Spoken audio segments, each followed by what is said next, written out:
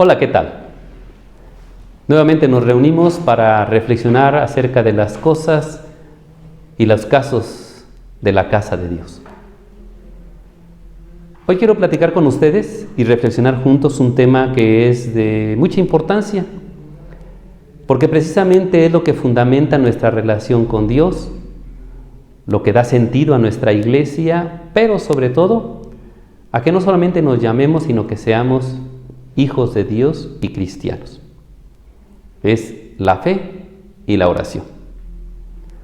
Vamos a explicar primero lo que es la fe. La fe, dice San Pablo, es el firme deseo, el anhelo de poseer aquello que se nos tiene prometido y que con nuestros ojos no podemos ver, pero que sabemos que existe. Esa realidad es el cielo. Y el cielo es el lugar donde está Dios. Entonces, si hablamos de la fe, es el anhelo ferviente, el deseo sublime de estar con Dios. Pero atención, no que Dios esté con nosotros, sino que nosotros estemos con Él. Porque a veces podemos confundir la fe con las manifestaciones de la fe.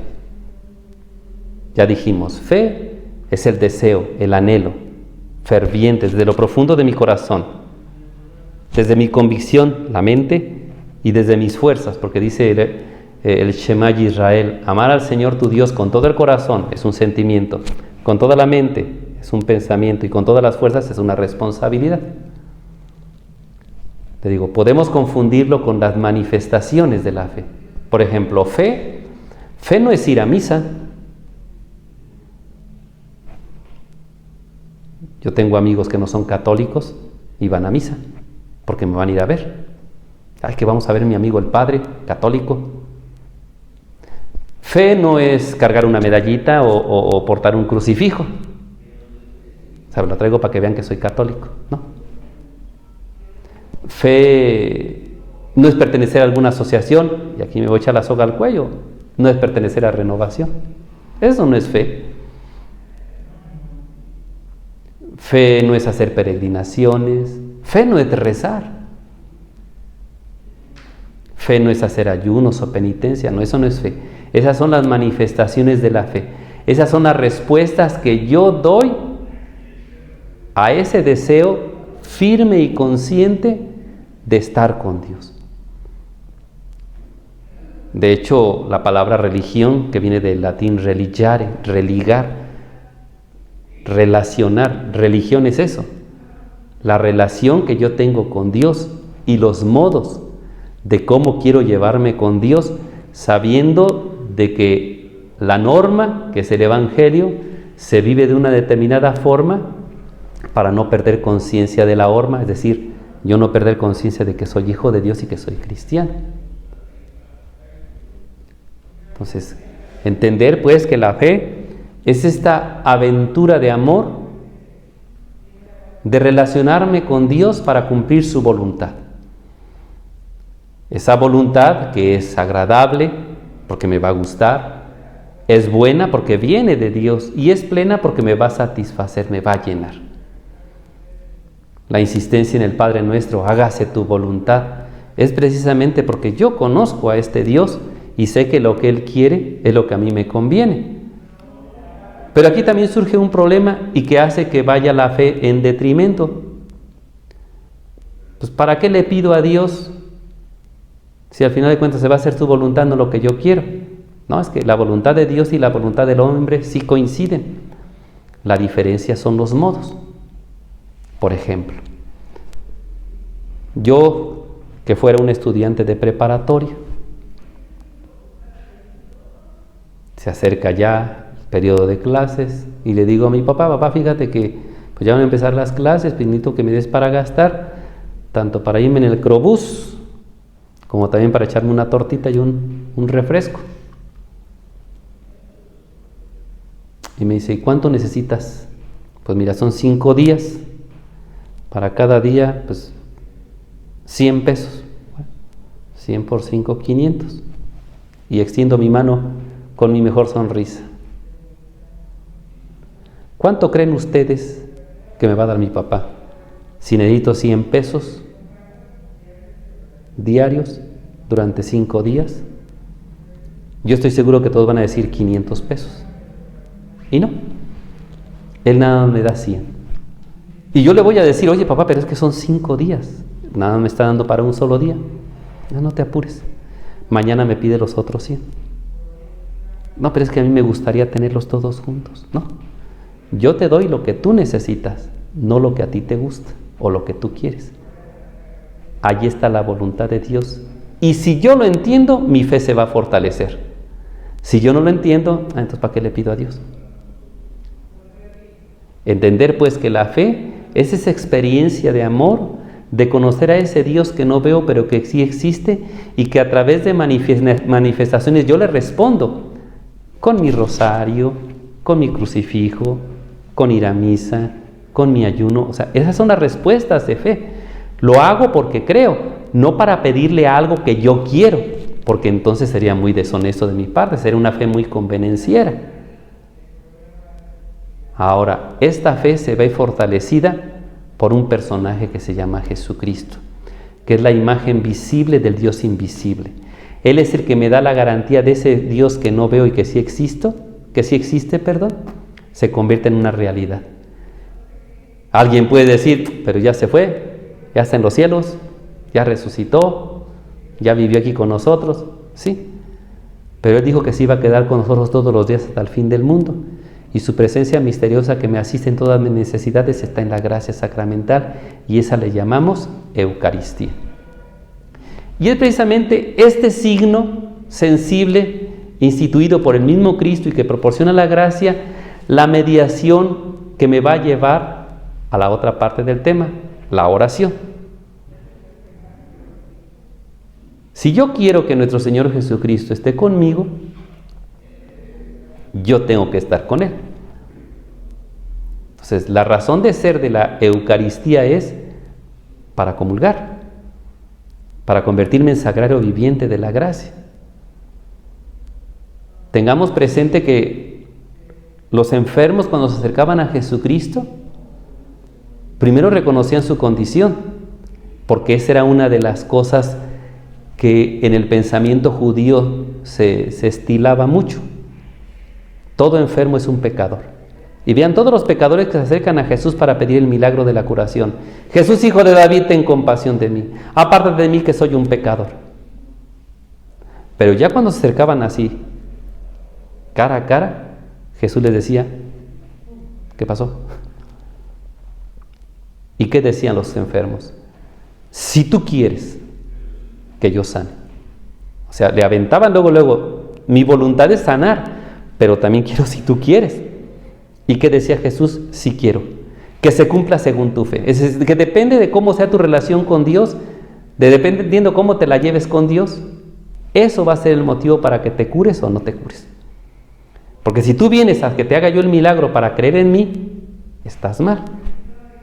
Si tú te acercas a los sacramentos, si tú haces oración y todo eso para que Dios te haga un milagro, no, así no funciona la fe. O sea, es a través de estas manifestaciones y sobre todo de la oración donde tú vas a ir descubriendo la personalidad de Jesús. Por eso hacemos oración incluso con la palabra, con el Evangelio. ¿Sí? En crecimiento, en las sesiones de crecimiento, pues ahí está la Biblia, luego, a ver qué me dice el Señor. O sea, la Biblia no es un libro, es una persona que tiene ojos y me ve, tiene boca y me habla y tiene oídos y me escucha. Entonces, cuando tú haces oración con la palabra, es ponerte atento, ¿qué es lo que Dios quiere de mí? Y como Dios no va a pretender grandezas que superen mi capacidad, ¿hasta dónde va a haber la docilidad para yo cumplirlo? ¿Hasta dónde voy a obedecerlo? Hablar de la oración, hay muchos tipos de oración. Hay la oración mental, la oración verbal, la meditación, la alabanza, la contemplación. Varias de ellas se viven en la experiencia de la comunidad, en nuestra comunidad de renovación. Pero yo me quiero fijar solamente en 3. La oración de invocación. Y las quiero ver no en cuanto cómo se hacen, sino en la intención con la que se hace. Yo no sé si nuestra oración tiene que ser larga o corta. Sí, yo no sé. Alguien puede decir, Padre, pero allí en los evangelios dicen, oren sin cesar, constante, continua y permanentemente. Sí. Pero también hay que tener presente de que nuestra realidad, si trabajamos, si estamos, no vamos a estar cada ratito rezando. Porque si lo hacemos, entonces nos corren de la chamba. Voy a poner a rezar el rosario y soy barrendero de la calle y no termino mi cuadra, pues me botan. No, o sea, yo quiero ver el carácter de intencionalidad con que se hace la oración. Primero, tenemos que entender que no es una oración convenenciera. Eso es lo primero. Nuestra oración no tiene que ser una oración convenenciera, tiene que ser una oración sincera. ¿Qué es preferible? ¿Pedirle a Dios dinero o quedarme con Dios que me da todo? Pues quedarme con Dios que me da todo. Entonces, esa es la intención primera de tu oración, para que fortalezca tu fe. Entonces, la oración de invocación es aquella que se dice hablada. Puede ser a través de rezos, puede ser así a manera de oraciones espontáneas, así cuando tenemos las asambleas y ahí los soltamos ahí. Piropos y decimos un montón de cosas a Dios y peticiones y súplicas y rogativas y perdónanos. Esa es la oración de invocación, en la que le decimos al Señor, ven conmigo. Yo le llamo a Dios para que se quede conmigo, así como a la persona que yo quiero. Fulanito, ven conmigo. Y ya está junto a mí. Esta me siento muy a gusto. Así es con Dios. Lo invoco para estar a gusto con Dios. Esa es la oración que llamamos personal. Segunda oración, la oración de deseo. De invocación, segunda de deseo. Esa es la oración que llamamos comunitaria. Es aquella en donde dos o más se reúnen en el nombre de Jesucristo, Él está ahí. Llámese retiro, llámese asambleas, esas actividades que ustedes comúnmente tienen en su calendario de actividades en la comunidad. Porque eso asegura que Jesús se quede. Él lo dijo, donde dos o más se reúnen en mi nombre, yo voy a estar ahí. Entonces ya lo invoqué, ya lo tengo. Lo quiero asegurar, me junto con más. Porque a veces suceden personas que, no, yo no voy a misa, porque pues siempre está lleno. Si quiere le hacemos un templo para usted solito. Pero no. La certeza y la seguridad Jesucristo nos la confirma. Donde dos o más se reúnen en mi nombre, ahí voy a estar yo. Y tercera oración, la oración sacramental, es decir, aquella que tiene ya de por medio una evidencia en la que no solamente yo me imagino que estoy con Dios, sino que todos dicen, está con Dios, y es el sacramento de la Eucaristía. Es un signo sensible. Usted quiere sentir a Dios, comúlguelo, lo va a probar. ¿Para qué es eso? ¿Para qué este proceso de invocación, deseo y la oración sacramental? En el pasaje del Evangelio de la parábola de las vírgenes prudentes y de las vírgenes necias, Jesús habla de que estos personajes traen una lámpara que está llena de aceite y tiene su lucecita que alumbra. La mitad de ellas trae aceite de más, trae repuesto, valga la expresión. Las otras no. Como están esperando al esposo y el esposo no llega, se quedan dormidas, van a dormirse un rato, mientras les avisan que ya llega. Cuando les avisan que ya llega, se dan cuenta todas las vírgenes que sus lámparas ya están media vacías, entonces las llenan las que traían el aceite, las vírgenes prudentes, y las que no, les pedían, danos, el de ustedes, no, vayan y cómprenlo. Yo decía en cierta ocasión, antes no había Oxxo de 24 horas, todos no podían ir a comprarlo, se quedaron sin luz y sin aceite. Llegó el esposo y se entraron las vírgenes prudentes, pero las necias, pues no. Y fueron a tocar la puerta, ábrenos, que no te conozco. Pues ¿cómo de que no? Pues soy yo fulana, no, pues no te veo. Como que pareciera un poco ilógico, sabiendo de que Si este esposo tiene varias esposas, según la cultura del Medio Oriente, pues es obvio que si nada más entraron 3, pues las otras había que esperarlas. Pero no, tiene su significado la lamparita.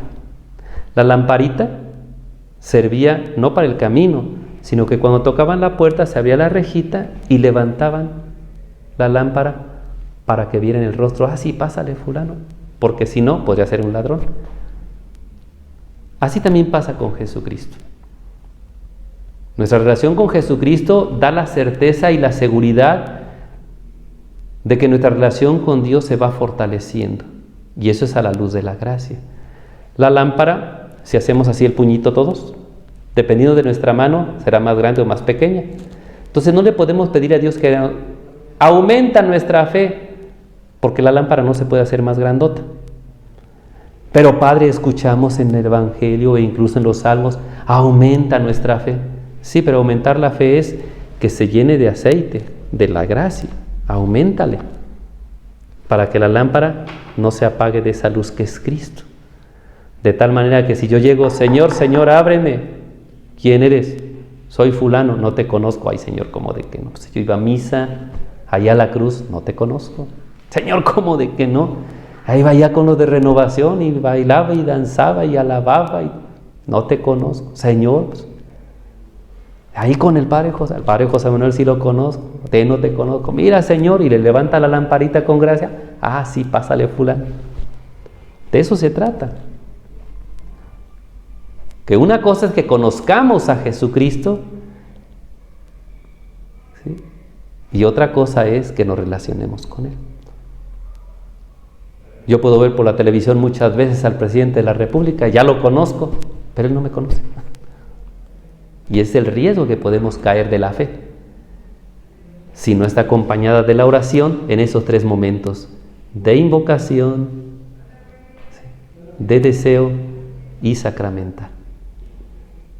Por eso pidámosle al Señor que fortalezca nuestra fe, no que la aumente, que la fortalezca. Y si pedimos que la aumente, tú auméntala con la gracia acercándote a los sacramentos. ¿Qué podemos concluir de esta reflexión en torno a la fe y a la oración? Entender que Dios no es el solucionaproblemas de nuestra vida.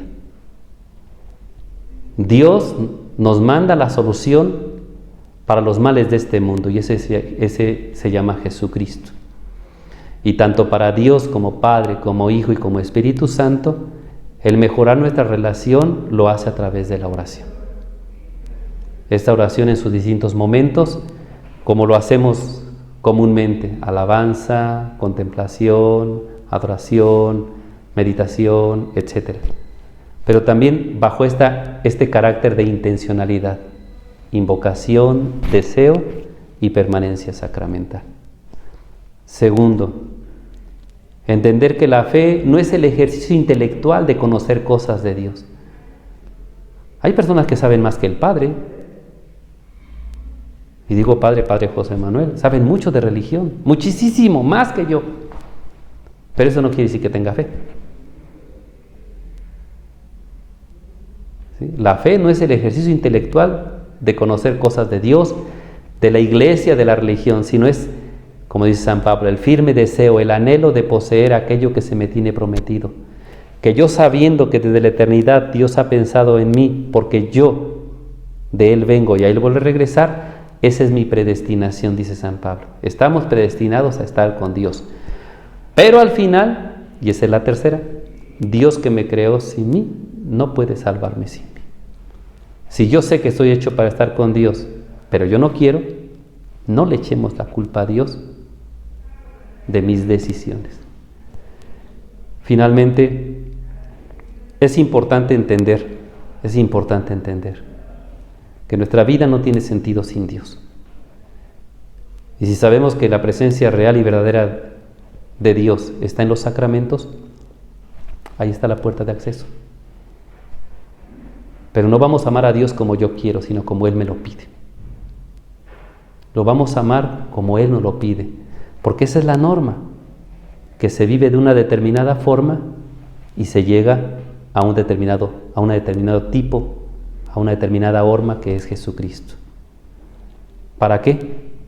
para que cumplamos lo que dice el Evangelio de San Juan. Muchas otras cosas hizo Jesucristo, pero se escribieron estas para que, creyendo ustedes que Jesús es el Hijo de Dios, ustedes lo sigan haciendo. Él, como cabeza de la iglesia, lo hizo. Ahora su cuerpo, que es la iglesia, lo tiene que continuar. Y todo para la alabanza de Dios. Sigan teniendo un buen día, paz y bien.